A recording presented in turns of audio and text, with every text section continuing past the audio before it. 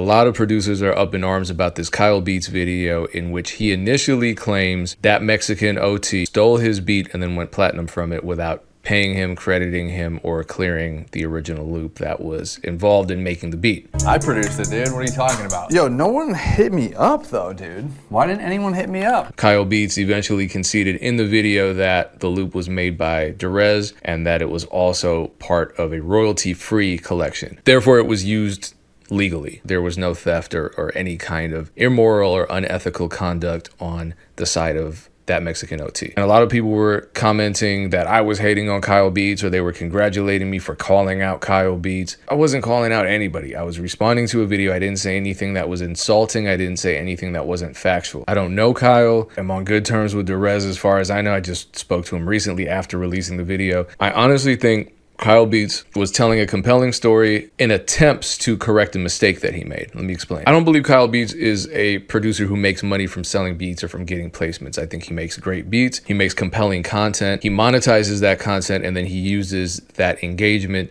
to sell products. So the whole industry placement world, IP law, all of that is just not part of his revenue model. He built a huge platform and he sells products using that platform that he built. Everyone knows the drip plugin. I don't care if you hate on it publicly, you're probably using it. And so yes, I said I was frustrated by the video simply because my world is music business, right? I'll give you an example of some things that threw me off. In his video, Kyle clearly had no idea what the RIAA was or how it operates. This is the RIAA website. If you don't know, this is for some reason, the foundation, whatever the fuck they are. Furthermore, his incorrect notion that if a song generates $1 million, that it's automatically platinum shows me he's really not concerned about being a music business educator or really leaning into the music business education space, which I don't think he's done, and I respect that. So if this song has made $1 million, it's platinum. If it's made $500,000, which it definitely has, it's gold. And in case you're wondering, platinum is 1 million units sold, not $1 million generated. And the RIAA considers 150 streams nowadays to be equivalent to one sale, which means based on a streaming royalty rate of $0.0035 per stream, it's well under $1 million. So I'm also not surprised that years ago he made the mistake of releasing a royalty-free sample pack without really fully understanding the implications of doing so. And when he realized, wait a minute, somebody made probably $1 million or more off of that sample and I don't get anything, he did what he had to do to monetize that moment. Made a video that went super viral, we're all talking about it, dropped a sample pack that I don't believe is royalty free, and there's a price tag associated with it, and there's also a contest. And this was another collaboration with Derez, so shout out to Derez and Unknown Sounds. I'm sure it sold really well. It accomplished what he wanted it to accomplish. Were people upset with the way he framed the situation? Yes. Were people upset with the way I responded to his video? Yes, from all sides. I mean, this is just a person that likes Kyle, which is cool. I respect that. A lot of people like Kyle. There's no reason not to. And of course, I'm just a hater because I have no motion. And so anyone telling me I have no motion probably has a ton of motion themselves, which, okay, never mind. I feel good about my career. You should feel good about your career. I'm sure he really appreciates that one subscriber that he has. Look, people have the right to be upset about whatever they choose to spend their energy on. But I will say the comments I'm getting on my video and the comments I've read on Kyle's video are absolutely insane, clinically insane. And it really goes to show you why the producer community is in such a state of chaos and why we're constantly being taken advantage of. And it seems like people coordinated their comments. I feel like there's a conspiracy here where people are trying to keep the producer community stupid by just leaving the same comment. Look at this. This comment came up 1,000,001 times. A free kit isn't free if I owe royalties, or different iterations of that, different versions of that. If the kit is free, you don't get anything back. How can you ask for a percentage of a kit that you drop for free? If the kit is free, you don't get anything. If the kit is free, it has to be royalty free. If the kit is free, it's free because you didn't pay for it. Right? Someone had to spend a lot of time and resources to make that kit, and so they could choose to charge for it. But if it's free, that means you are not paying why do I have to explain this? Another thing I shouldn't have to explain to producers is that no upfront cost doesn't automatically mean transfer of copyright ownership. For example, if you give away a free beat to an artist and it becomes a hit single, you're going to want some type of equity because you, by law, own that beat unless somehow you signed away your rights to it, in which case, oh, that was dumb. But you made half the song. So legally, morally, ethically, you are entitled to a portion of that. If you get a free DVD from a friend, say a Golden Girls season 3 DVD, because it's a great show, you don't own the Golden Girls. You own the DVD. You can watch it. You can't publicly broadcast it. You can't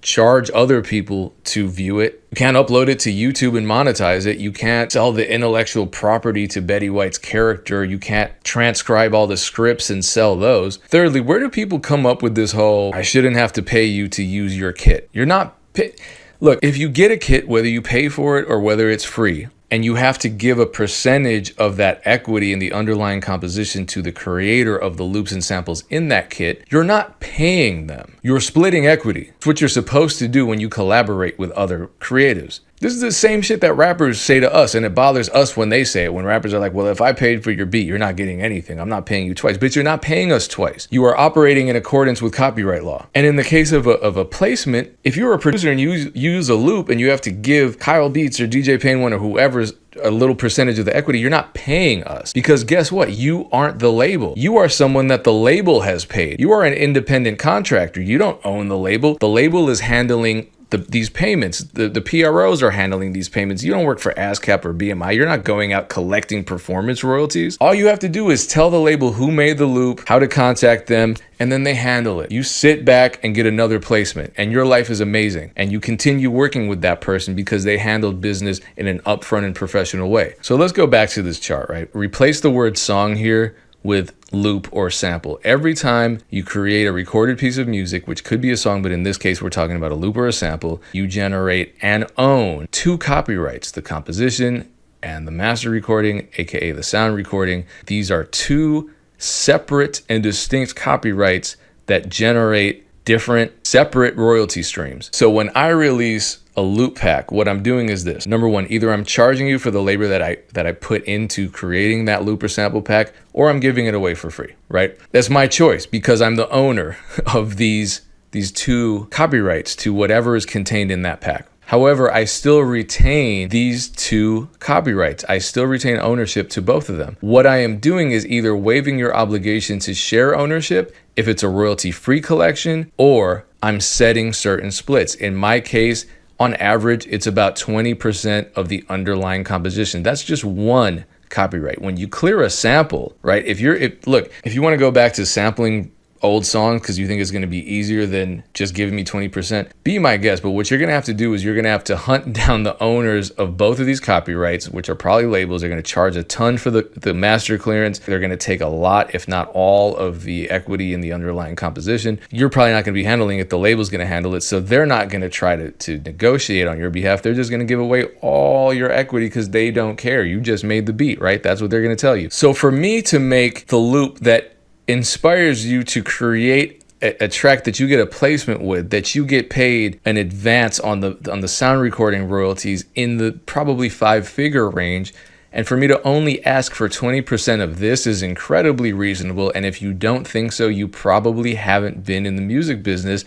for very long at all, or you just don't understand it. But regardless, I'm the creator. Therefore, the owner of the recording and the composition, I can license them out on whatever basis I want. All right, why is this important? Because this is absolutely the basis of the entire music industry. Spotify, for example, and I'm not saying the negotiating wasn't unfair, because basically the major labels were the ones that determined these terms for everybody, even people who weren't signed to them, even people that were signed to them 10 years ago whose contracts had nothing to do with streaming because streaming didn't exist back then. But Spotify and all these other platforms still need a license from the rights holders to put music on their platform. Car company needs a license from the people who own these 2 copyrights of a song to put that song in their commercials. A rapper needs a license to release a song to a beat that you made. The fact that people not only don't know this, but will argue against it shows why the producer community is such a mess. And it's sad because it's really like, look at that chart. It's not that hard. There are two copyright categories. Once you start diving into the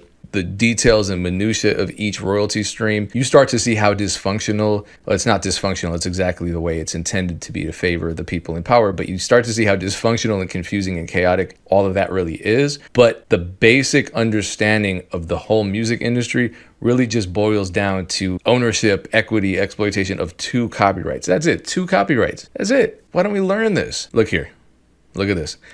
This is the type of person who exists in our community. Somebody this proud of their own stupidity. Someone who will lie with so much confidence that he may actually influence another producer into believing this lie and then going out and messing up their own business. This is why producers get fucked over by labels and artists. The artist can say, you're just the producer, you sold me the beat, you don't get any rights to it. You don't get royalties, or you gave me that beat for free, it's mine now, you don't get anything. You hear that all the time. And we as producers, we hate that shit. It affects our ability, it impedes our ability to make a living doing our jobs, which is to make beats. And now we're doing it to ourselves. Because for some reason, we're proud to be stupid. Slick Rick said in the 80s, it's cool to be a dummy now. It's the same case today in 2024. Like, the edgiest people are proud to be dumb as shit. And a lot of producers will hate me for telling them the truth about how the music business can work. Like, you can either protect yourselves. I'm not saying just believe everything I say, but at least research it, give it some thought, because I'm not saying anything that you can't verify yourself. Read the Donald Passman book. Get it from the library. Don't even pay for it. But if you think that by shooting yourself in the foot by not learning the music business just to spite me is going to give you any benefit, go ahead. I'm handling my business over here. And shout out to the people who actually want to learn the music business and are receptive to it and are proactive, because they take what they do and what they love seriously. If you love making music and you want to make it for a living, that's what you do. We go to a job and we learn about the job. Do we not do that? I don't care what the job is. There's some degree of learning that is involved in you performing that job correctly and getting a paycheck from it. So yeah, sometimes I feel like I'm in some upside down world where smart is stupid and stupid is smart and failure is success, and it just doesn't make any sense. So this Kyle Beats video, more the reaction to the Kyle Beats video really makes it clear how far we still need to go. And maybe that's a good thing. This might be what my partner Dame would say. You know, like, the fact that people don't know means it's not as saturated as people make it out to be, because there could be a million people making beats right now and only 5% of them understand the business enough to succeed, you know, long term. Maybe that's a good thing. I don't know. Let me know what you think.